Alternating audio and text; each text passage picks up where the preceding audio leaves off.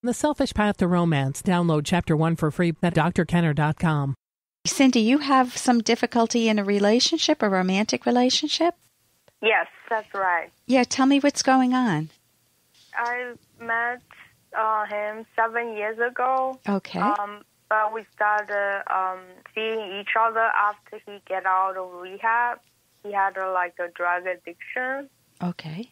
He's clean for 4 years, but he has an alcohol problem, and he's been in and out of rehab last year a few times, twice, I think. Okay. And right now he's in a sober house. And your question, are you happy in the relationship? I was until something happened. What Sometimes happened? I'm happy. Yeah, what happened though? I saw him 2 weeks ago after 5 months. You Okay. know, I drove 3 hours back and forth, saw him for 5 minutes or something. Mm-hmm. He told me he was volunteering at an animal shelter, and he said he asked the sober house, the manager or the person there, he said I cannot visit him. So for 5 months I haven't seen him. We just text every day almost.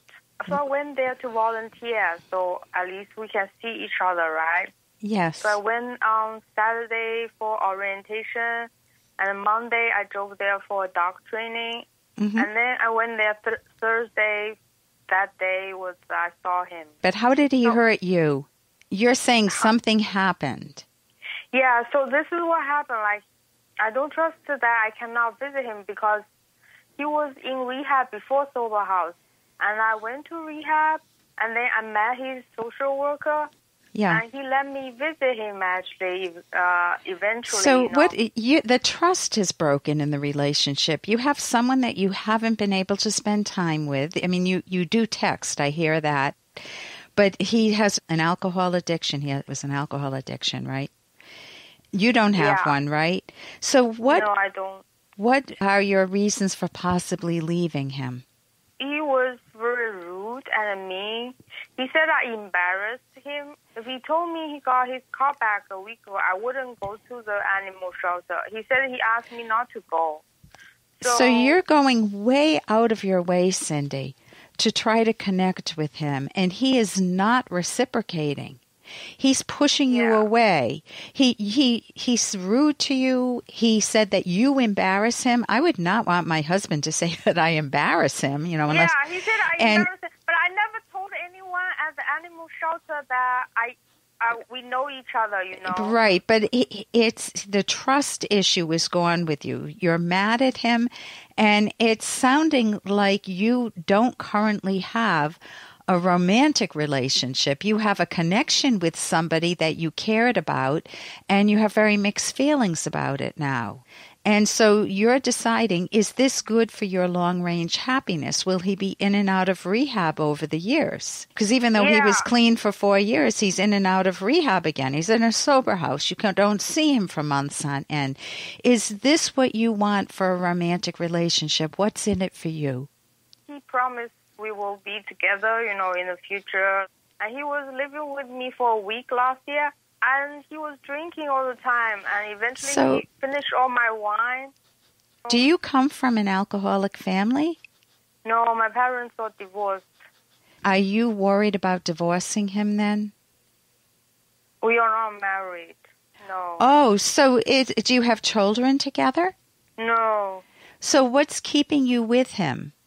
I don't know, a promise he made that we will be together. Okay, but he broke the trust. There are such things as sometimes if a person lies to you because they have a surprise party for you, that's not a problem. But if they lie to you and they've broken the trust and they're rude to you and you feel like it's a wobbly relationship, it's been up and down, and he has major psychological problems, the question is, would you be happier without him and maybe finding somebody else?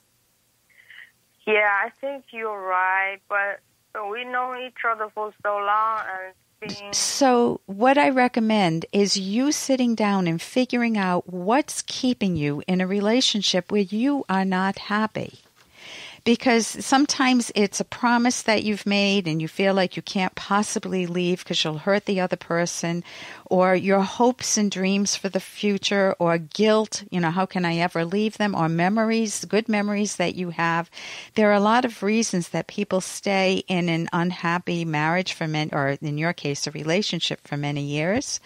And so you want to figure out what is it that's keeping you in an unhappy relationship.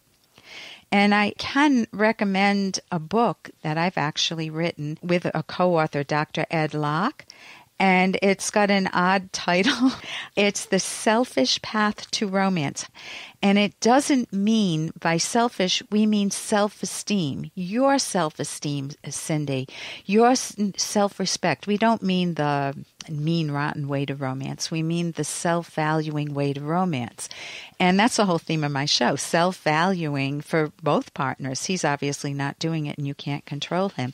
In the back of our book, we have a section, you could skip right to it, how to part ways and start over if you cease being soulmates. And I'll just briefly tell you what they are. You identify the reasons you're considering leaving. You identify what's keeping you in an unhappy relationship. You put all the information together and you make a decision, which is not always easy. Then you need to break the news to your partner, and you need to figure out an action plan. How do you leave? And then you learn how to live independently again, because you have been living independently on and off because he's been in a sober house. So it's that might help you, and you can get that. The first chapter is free online, but that's at Amazon.com. Well, I do want to say the physical part was good. The physical So part. you're figuring out, so you're saying the sex was good? Yes.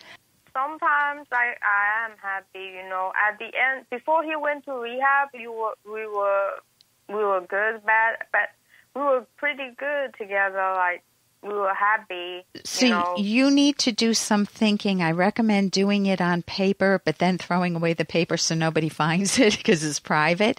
But write down, why am I staying with him? What are the benefits? What are the drawbacks? Why am I hurting? Because you called up because you're in pain and you're trying to make a very difficult decision. Would I be happier without him?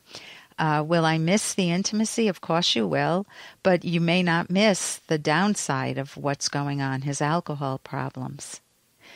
Yeah, I saw he was after sober house, everything will be, there was hope, but then right. So it's hard to have your hope crushed. So you need to be willing to look at all the facts, look at the whole picture, and make your decision based on all of the positives and all of the negatives. You'll make a much better decision for yourself privately. So I wish you the best with that. Okay, thank you very much. Thank you very much. Thank you, Cindy. Thank you very much for your call. And here's a little more from Dr. Kenner. Well, what did she say? I couldn't do it. I was about to ask the question, then suddenly all I could think of was, what if she said no? Oh, it's no surprise. After all you've been through with Maris, you were just scared of another rejection. I was more than scared. I was terrified. I can't go on like this. Worshipping Daphne from afar. Do you know how frustrating it is to be completely in love with someone, not being able to tell her how you feel? And that's from Fraser. And have you ever been in that situation where you just are passionate about someone? I remember having a crush in, oh my gosh, it was early high school. I had such an enormous crush on the guy who sat next to me. His name was Alan. Of course, I'm going to remember his name. And he was in my Spanish class, and I made collages back in the day. My whole room was covered with Alan. And I would leave him little secret notes at his home.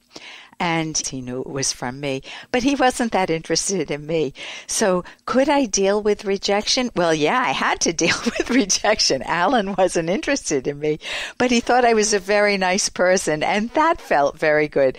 So it's really good not to have to go the secret note route in my youthful years there, and to just not be afraid to say how you feel, because what's the worst that can happen? The person can say, I'm not interested, but But you need that knowledge, or they may say, let's just be friends. You never know whether let's just be friends can develop into something a little better and more in the direction of what you want.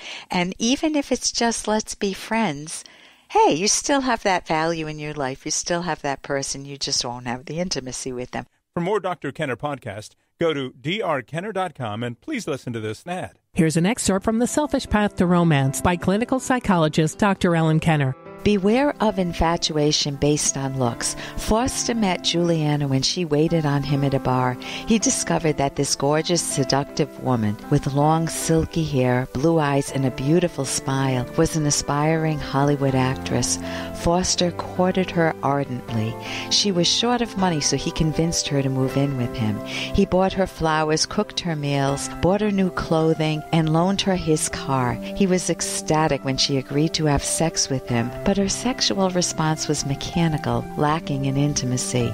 In the back of his mind, Foster knew something was missing in their relationship. Juliana came home one day beaming. She had gotten her first small role in a movie. The following day, Juliana ditched him for an up-and-coming young actor. You can download Chapter 1 for free by going to drkenner.com, and you can buy the book at amazon.com.